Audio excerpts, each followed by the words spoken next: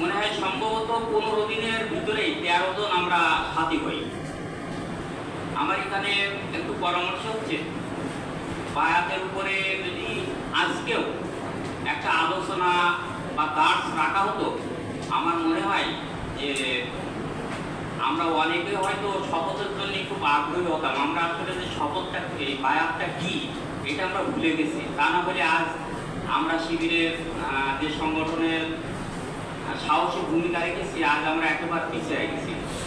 আর দ্বিতীয়ত কথা হচ্ছে যে আমাদের আসাদুল আলম ভাই একদিন এই মসজিদে কিয়ামতের উপরে কিছু আলোচনা রাখছিলেন। সেখানে যেভাবে সারা বায়াত হয়েছিল, সে সারার কথা আমার মনে আছে।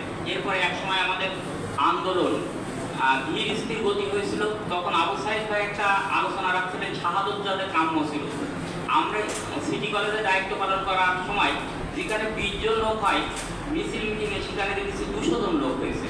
তা আমার উদাত্ত আহ্বান যে আমাদেরকে যদি এভাবে বায়াতটা কি বোঝানো হয়, আমরা যারা এই বায়াত গ্রহণ করছি না, আমার মনে হয় ওই যে একসাথে আমরা 13 জন সাথী হয়েছিলাম, আমার মনে হয় এমন একটা ক্ষেত্র তৈরি হতে পারে।